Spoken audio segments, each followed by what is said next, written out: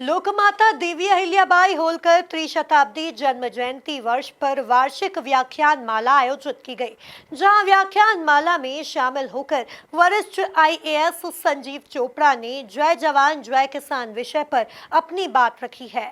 देखिए ये खास रिपोर्ट। संस्कृति के शहर इंदौर में अभ्यास मंडल की ओर से समय समय पर अलग अलग कार्यक्रम आयोजित किए जाते हैं, जहां लोकमाता देवी अहिल्याबाई होलकर त्रिशताब्दी जन्म जयंती वर्ष पर 63वीं वार्षिक व्याख्यान माला आयोजित की गई।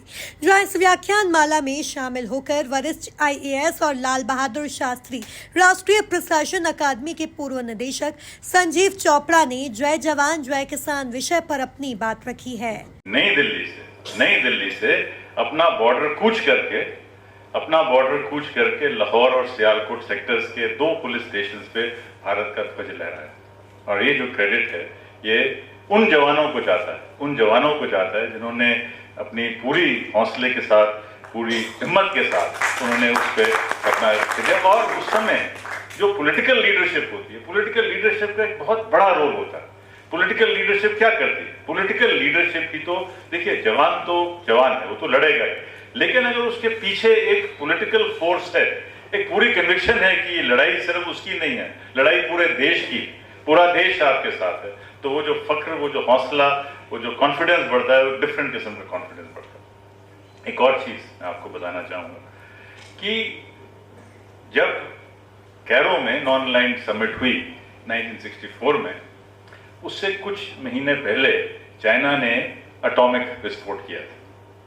तब तक जो हमारी नीति थी वो ये थी कि हम कभी भी परमाणु शक्ति का इस्तेमाल नहीं करें। तो शास्त्री जी ने उसको थोड़ा सा ट्वीट कहा, उन्होंने कहा अभी नहीं। उन्होंने ये नहीं कहा कि मैं बनाने जा रहा हूं, लेकिन उन्होंने कभी नहीं को अभी नहीं में एक चेंज ले आए, और ये बड़ा महत्वपूर्ण चेंज था। तो साथियों, जय जवान का जो नारा था जब उन्होंने दिया, और वो जय जवान का नारा इसलिए भी दिया कि वो मानते थे कि ये जो विक्ट्री हुई है, ये जो हमारी जो फौजों ने जो फतेह हासिल की, वो कैसे हासिल किया। देखिए, जो इक्विपमेंट की जो बात अगर की जाए तो पैटर्न टैंक के मुकाबले में हमारे जो शर्मन्स थे वो कुछ भी नहीं थे।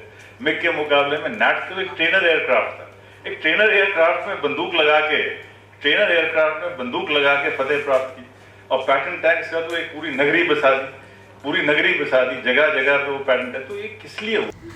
व्याख्यान माला में अब तक अर्थशास्त्री आशीष कुमार, लोक गायिका पद्म भूषण मालिनी अवस्थी, न्यायमूर्ति राजेश बिंदल अपनी बात रख चुके हैं। वहीं कांग्रेस के राष्ट्रीय प्रवक्ता पवन खेड़ा, युवा विचारक और चिंतक हरिदास यशवंत, पूर्व राज्यसभा सांसद डॉक्टर विकास महात्मे व्याख्यान मेला का हिस्सा बनेंगे। धुलाई कहा जा सकता है। We had a fair bit of drubbing from Assam।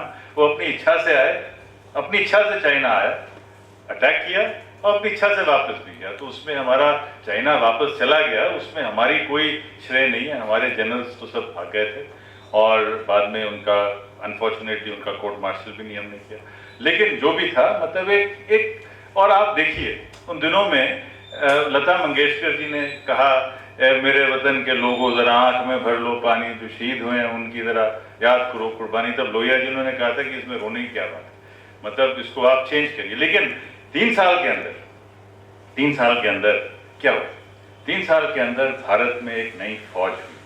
3 साल के अंदर हमारी फोर्सेस ने फतेह हासिल की, और तब जो बना नारा हुए था, कदम कदम बढ़ाए जा तो गीत खुशी के गाए जाए, जिंदगी है कौम की तो कौम पे लुटाया जाए। तो एक कितना ट्रांसफॉर्मेशन होता है। एक गाना जो है वो सिर्फ एक गाना नहीं होता, एक गाना एक संदर्भ में होता है। Everything has a certain context. एक कॉन्टेक्स्ट था जब आंख में पानी भरता, एक कॉन्टेक्स्ट था जब वीर जवान तुम आगे बढ़, चिंता की कोई बात नहीं। तो ये पूरी जो ट्रांसफॉर्मेशन हुई है, ये कैसे हुई?